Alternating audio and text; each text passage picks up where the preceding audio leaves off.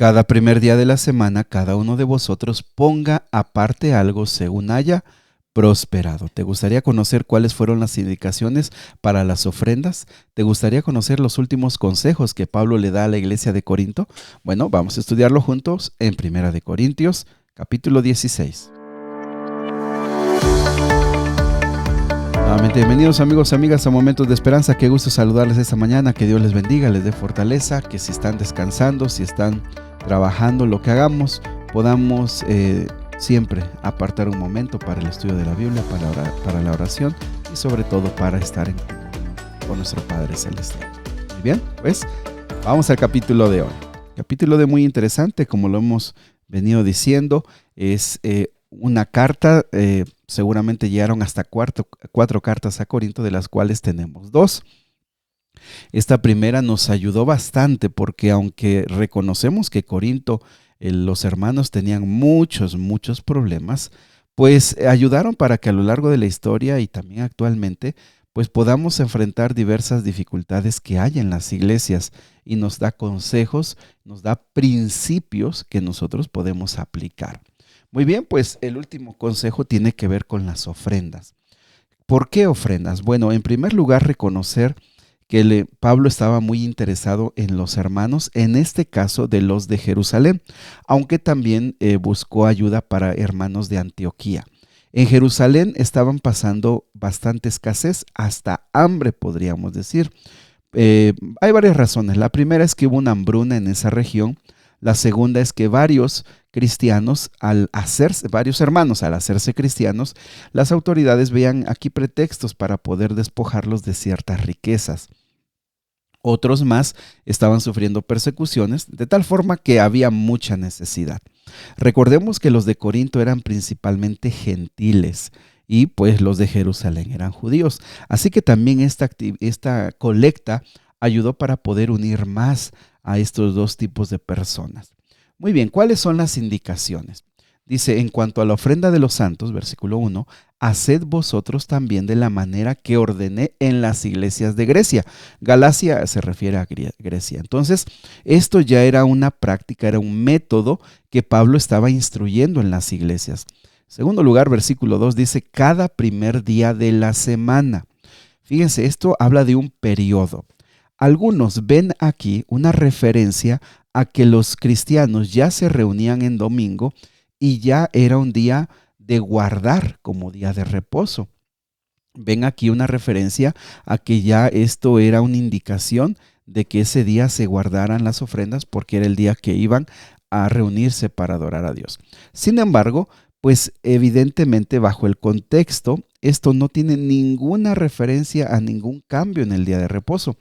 Lo que sí es importante resaltar es que para sacar cuentas de lo que se había ganado, hacer un trabajo minucioso de las ganancias de la semana, pues era un trabajo que no era propio para el día de reposo, el día sábado.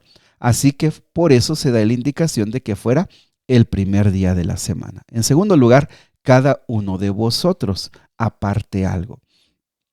La indicación es que las personas que tenían ingresos, por eso se le dice a cada uno de ustedes, y se refiere principalmente a eso, a las personas que de alguna forma recibieron una ganancia, pongan aparte algo. Fíjense, tienen que separarlo, tienen que cuidarlo de tal forma que esté aparte. Ahora, vean esta indicación, según haya prosperado. Esto indica hacer cálculos, hacer cuentas para saber cuánto hemos ganado. Sin embargo, también habla de proporción. Más ganancia, más aparta su ofrenda. Menos ganancias, menos ofrenda. Entonces, este es un principio muy importante para que todos podamos dar de acuerdo a cómo Dios nos ha prosperado. Y guárdelo, dice, versículo 2, seguimos, para que cuando yo llegue no se recojan entonces las ofrendas. Y esto evitaría principalmente el dar ofrendas no pensadas, no calculadas, el dar ofrendas impulsivas que muchas veces no están bajo nuestra capacidad o muchas veces es lo poco, lo menos, lo que nos sobra. Así que la ofrenda aquí, Pablo divinamente inspirado, nos deja los principios para que también nosotros podamos apartar nuestras ofrendas para nuestro Dios. Y por supuesto, aquí vemos claramente el objetivo y el fin que se le darán esas ofrendas, que son el ayudar en este caso a los hermanos. También del versículo 3 y versículo número 4 presenta los medios autorizados para recibir estas ofrendas y para llevarlas a su fin. O sea, no sería a la ligera, no se tomaría a la ligera cualquier persona lleve estas ofrendas, sino que se haría un plan para que una persona autorizada pudiera llevar estas ofrendas. Así que, mis amigos, con esto creo que la pregunta que nos queda es si nosotros estamos practicando algún tipo de ofrendas, estamos practicando un método sistemático, en orden, de tal manera que podamos expresar gratitud a nuestro Dios y podamos expresar nuestro amor y nuestro cariño también por la obra, por la misión de Dios. Versículo número 5. Iré a vosotros cuando haya pasado por Macedonia. Bueno, Pablo aquí les está diciendo que está enfrentando un asunto interesante. Es que varios lo estaban acusando de que Pablo no quería ir, que no los quería enfrentar personalmente. De hecho, se sabe que algunos habían comentado como que Pablo era muy bueno escribiendo cartas, como que Pablo era muy bueno y se sentía grande escribiendo de lejos, a la distancia, pero que Pablo tenía miedo ir a enfrentarlos. Sin embargo, él les deja bien claro que no ha ido, versículo número 8, porque está ocupado en la obra. Versículo 8 dice, pero estaré en Éfeso hasta Pentecostés, porque se me han abierto puerta grande y eficaz, y muchos son los adversarios. Fíjense, Pablo estaba ocupado, y mis amigos, creo que eso es algo importante. Las personas que sirven a Dios y que están ocupadas deberían estar allí, ocupadas, sirviendo a nuestro Padre Celestial, sirviendo y ganando almas, predicando el Evangelio, compartiendo su palabra. No deberían distraerse, no deberían lamentarse por no poder cumplir con otras personas que quizá lo único que van a hacer es gastar su tiempo y sus energías. Pablo les explica, yo tengo planes de ir allí, voy a ir en tal fecha, pero no ahora porque estoy ocupado. También en el versículo 10 les manda a Timoteo, les da indicaciones sobre Timoteo para que lo puedan recibir, y también les dice que Apolos no podrá ir en esta ocasión. Vean el versículo número 13, es una exhortación. Velad, estad firmes en la fe, portaos varonilmente y esforzaos. Todas vuestras cosas sean hechas con amor. Fíjense estos consejos específicos, claros, no hay más que desarrollarlos, son indicaciones, son imperativos, son cuestiones en las que tenemos que meditar y cumplirlas, son como órdenes de guerra.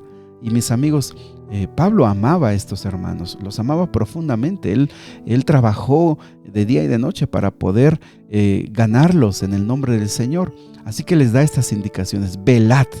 Fíjense que esta palabra tiene que ver con estar atentos, alertas, día y noche, para poder ver los movimientos del enemigo y prevenirnos de los ataques o enfrentarlos.